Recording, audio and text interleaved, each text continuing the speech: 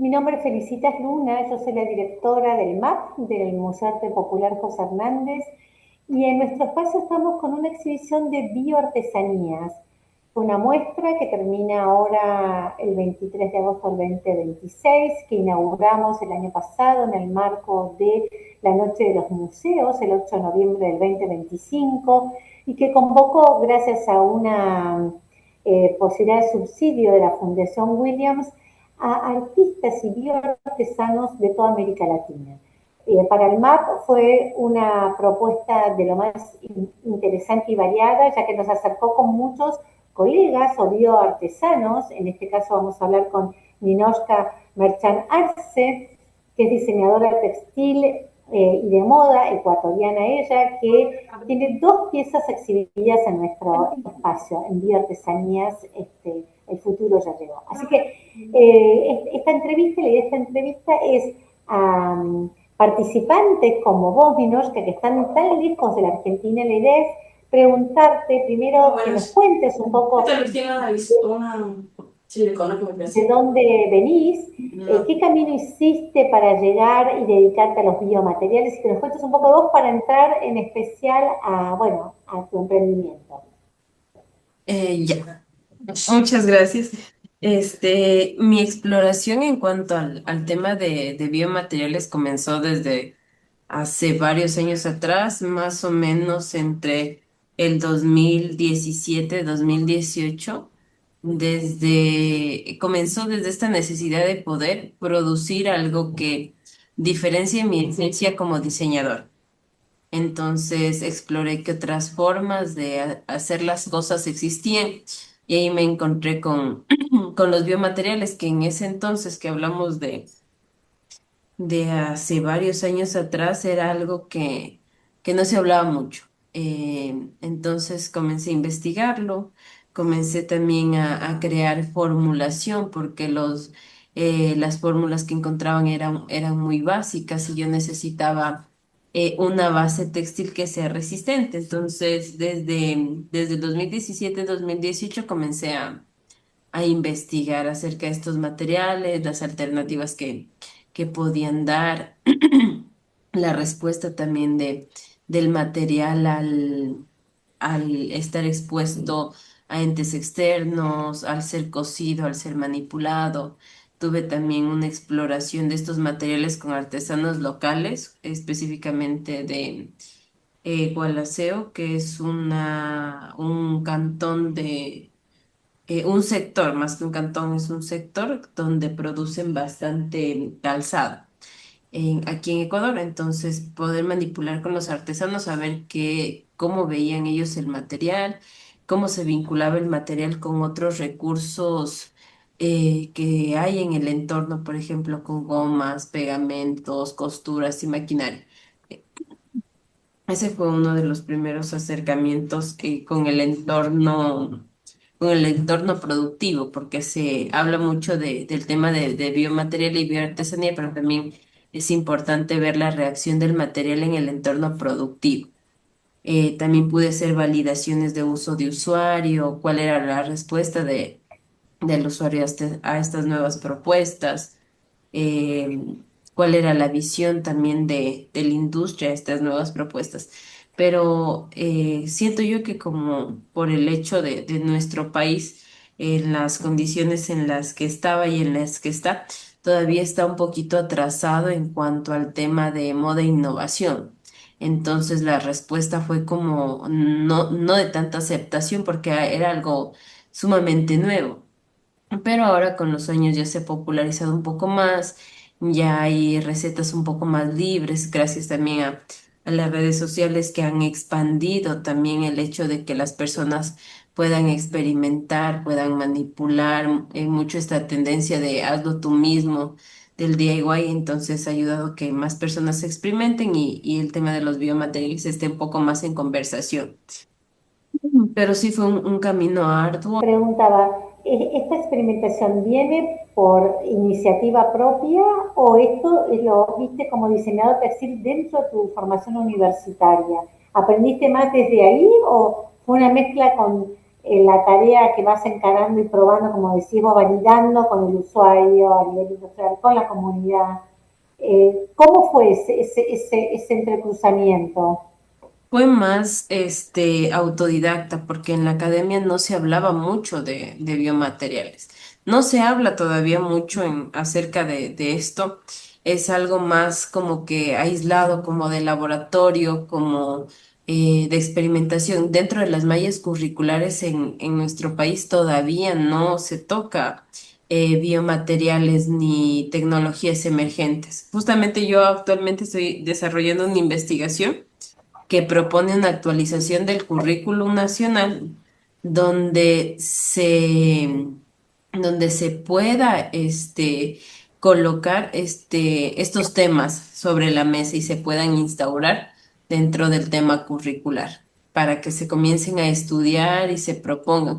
Porque dentro de la academia yo no lo vi, todo lo que hice y hago actualmente fue como autodidacta, irlo aprendiendo poco a poco con esta fase de acierto y error y acierto y error y sacar mis propias formulaciones, porque todavía no sigue siendo como que extraño para la academia tocar estos temas dentro de los procesos formativos, que algo que yo, como actualmente soy docente, es lo que busco, de que se comience a experimentar, de que los chicos conozcan, de que exista la manipulación, de que se hagan ejercicios dentro de cátedra con estos materiales para que haya motivación para los estudiantes a aprender de estos materiales y con esta motivación ellos puedan comenzar a investigar y tener mejores resultados. Pero mi proceso sí fue autodidacta. ¿Cómo surgió, contanos, Ninos, cómo surgió Nino Studio? ¿Cómo lo concebiste? Si se fue transformando? ¿Cómo es hoy? El Nino Studio surge desde esta idea de proponer un estudio de diseño diferente, porque como no había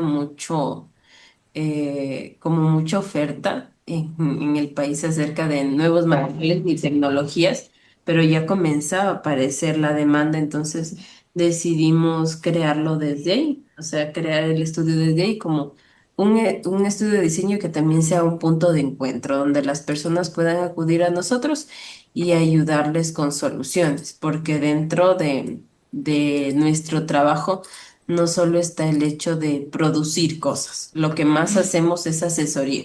Asesoría a otros creativos, les hacemos muestrarios, les ayudamos con temas de investigación, en temas de validación también de objetos, tanto con biomateriales como en la rama de Fashion Tech.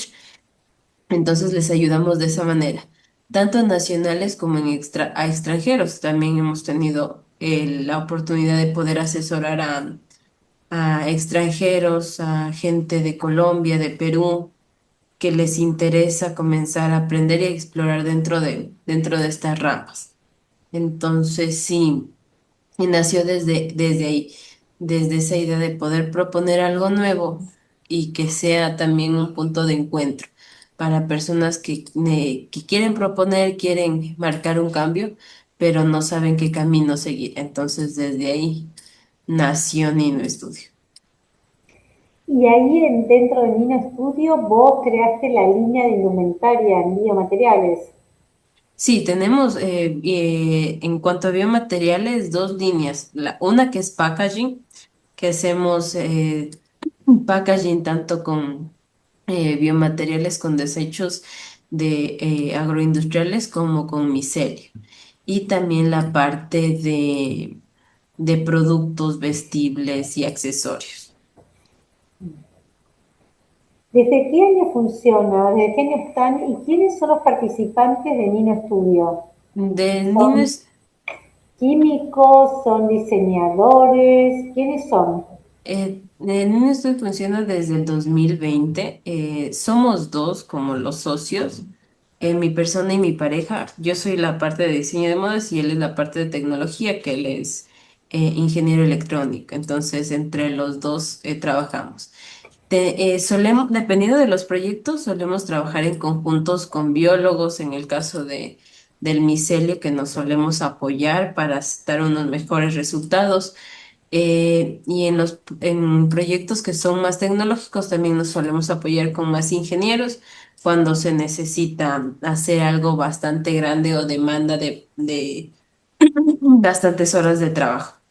Y también nuestro equipo de confección, que son las personas que nos echan una mano con todo el tema de la confección de las piezas.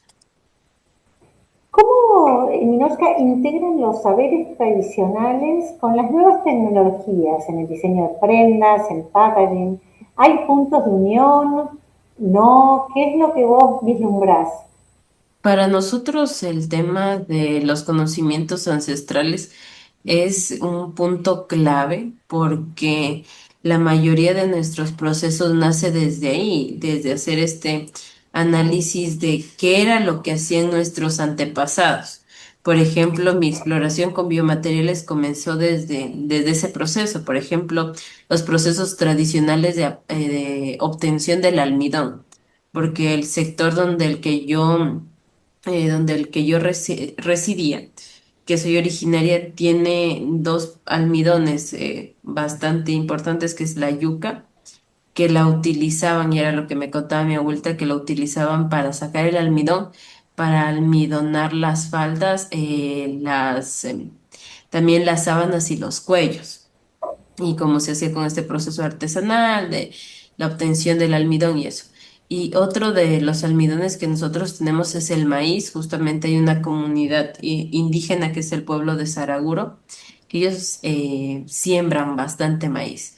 Entonces, para nosotros el tema de saberes ancestrales es un punto clave dentro del desarrollo porque tenemos una cultura tan diversa y tan interesante que las nuevas generaciones no la conocen. Entonces, para nosotros es importante innovar y proponer desde la conexión con la cultura, poder contarles a las personas la historia de nuestra historia como pueblos andinos a través del diseño, pero un diseño contemporáneo. Entonces, les contamos qué es lo que cómo es que surgimos, pero de la mano de la innovación.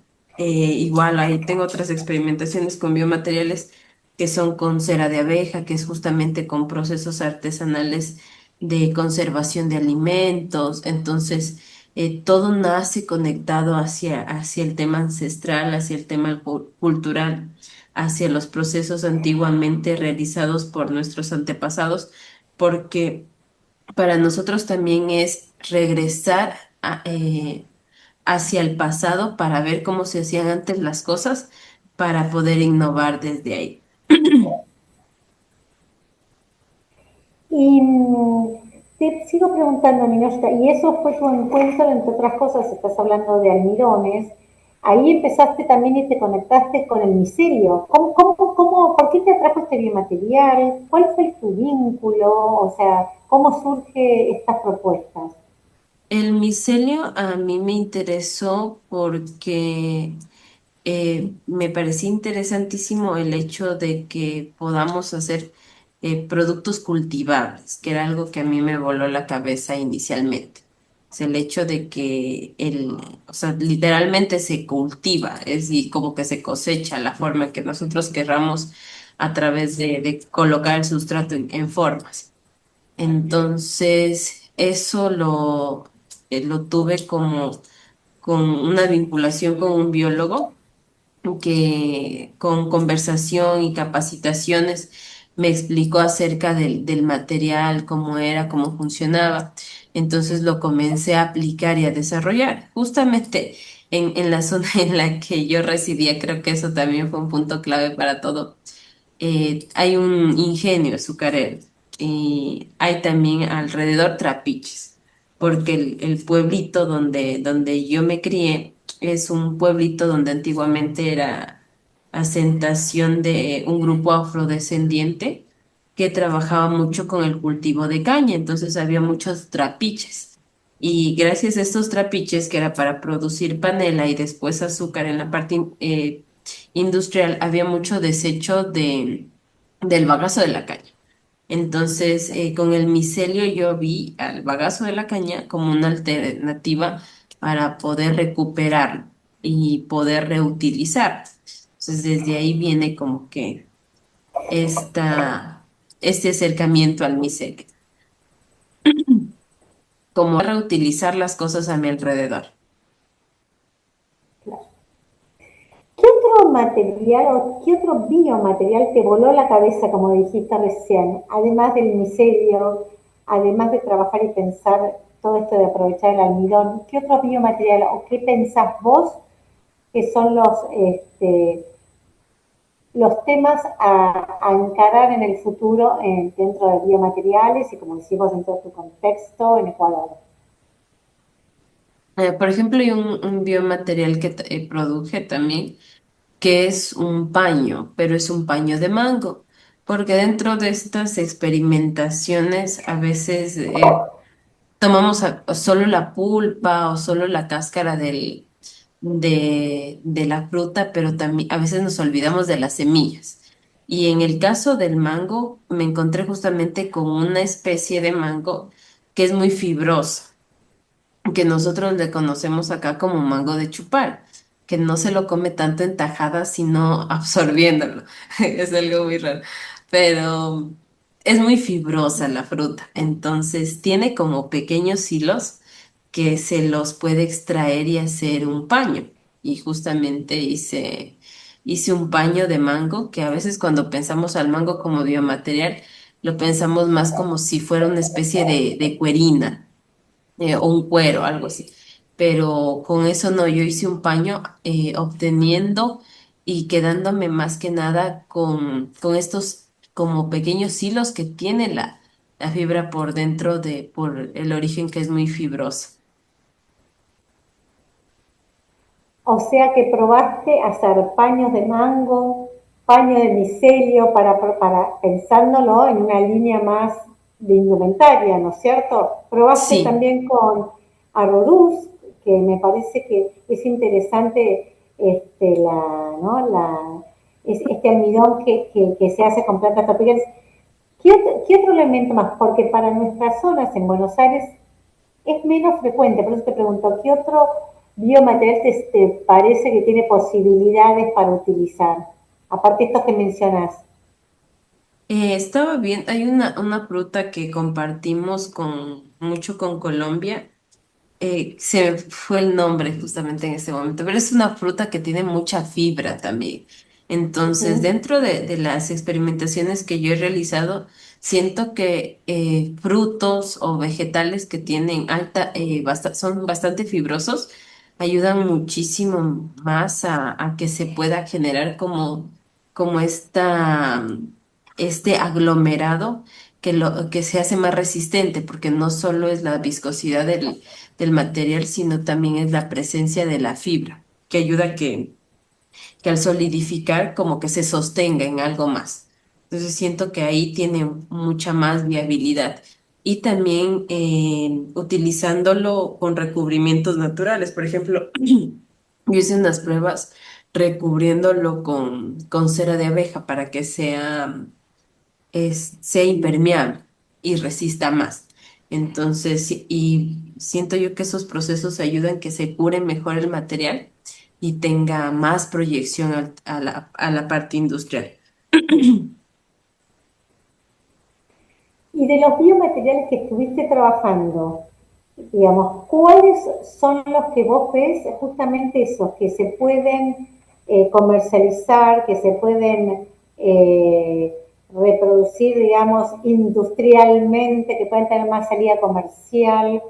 Eh, Digo, para las que están escuchando este reportaje, quiero contar que Oscar tiene dos piezas en este momento en biomateriales, dos piezas en exhibición, una cartera y un vestido.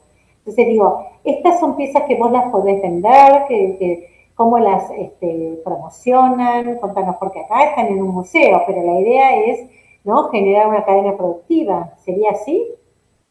Sí, nosotros cuando hacemos el tema de prendas a base de biomateriales, son como pedidos puntuales Ajá. para un poco más de moda conceptual, algo más como de pasarela, de show. no que se usan tanto como para la calle y el día a día. No porque no funcionen, sino porque el contexto de nuestro país aún no tiene el usuario listo como para ese tipo de productos. Todavía como usuarios nos falta avanzar un poquito, porque el mercado de moda ecuatoriano todavía está un poquito atrasado a comparación de Colombia, que tiene muchísima moda, de Argentina también, que tienen muchísima más moda. Entonces, nuestro usuario todavía no está preparado como para ese tipo de materiales. Lo que sí, ciertos usuarios puntuales para el tema de moda conceptual, para hacer escaparatismo, para empaques sale mucho. Por ejemplo, hicimos empaques corporativos navideños, que salía mucho el biomaterial, porque a veces todos estos regalitos de Navidad, especialmente los corporativos, terminan en la basura. Entonces, con biomateriales solventamos esa parte. Entonces, para ese tema más de decoración o uso para tarjetería y empaques, tiene más salida, en nuestro caso nacional, que el de indumentaria. Además de trabajar con biomateriales, también te acercaste a la tecnología en 3D, ¿no es cierto, Ninochka? Sí, tanto en la parte de impresión 3D como sensores, y ahora estoy explorando mucho el tema de moda cinética, aplicar movimiento a la indumentaria, mezcla con sensores, también un poco de IA, asistentes virtuales, todo el tema de la tecnología como para que hacer que la ropa sea un ente vivo, gracias a la implementación tecnológica. Esos serían de los productos que estás ahora probando para Nino Studio. Sí, solemos hacer mucho desarrollo para otros diseñadores.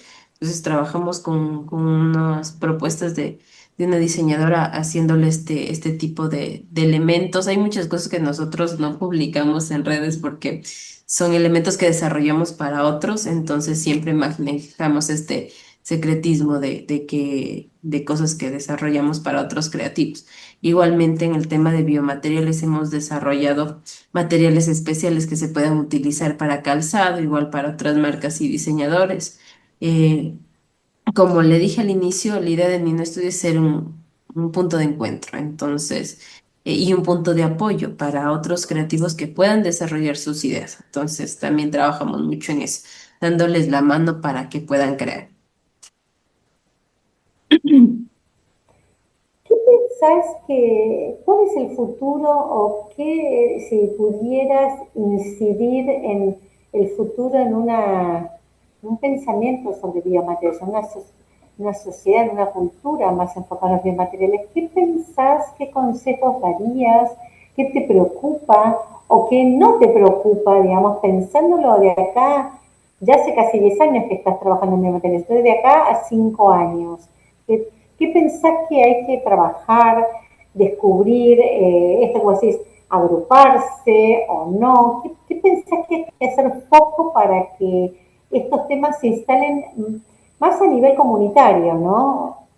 No solo a nivel de experimentación, de innovación de un grupo y esto no se acerca a la comunidad en general, ¿no? Pues nos cuesta tanto como países a nosotros esto. Claro, yo creo que lo fundamental es de que se comience a hablar no solo hablar, sino también ejecutar estos temas desde la academia. Porque si nosotros formamos diseñadores que conozcan, sepan y manipulen estos materiales, vamos a tener más personas interesadas en investigar y desarrollar. Porque si bien los materiales funcionan en laboratorio, y funcionan como productos también de moda conceptual, y necesitamos que sean más comerciales y eso es gracias a desarrollarlos más, en investigar cómo hacerlo más duradero, cómo hacerlo más resistente sin que se convierta en un plástico, obviamente. Entonces, para eso necesitamos más personas que entren a la conversación y comiencen a investigar y a desarrollar. Y para ello es importantísimo enfocarlo desde la academia. y comenzar a generar esta vinculación ya cuando nosotros tenemos estos diseñadores trabajando desde la academia, investigando, conectarlos con la industria, como le comentaba de un ejercicio que hice hace algunos años de acercar el material al productor, por ejemplo, al zapatero. ¿Cómo reacciona el zapatero con el biomaterial? ¿Funciona o no con las máquinas que ya tienen? ¿Cómo lo manipula? Entonces, cuando el material va saliendo, logramos ese posicionamiento. Y logramos que las personas conozcan y sepan cómo tratarlo y cómo mantenerlo. Porque, por ejemplo, algo que me pasó y me di cuenta en una investigación que justamente hicimos para otro diseñador, que el material se comporta de diferente manera en diversos pisos climáticos y comienza a degradarse de una manera diferente a la diferencia climática de diversos sectores.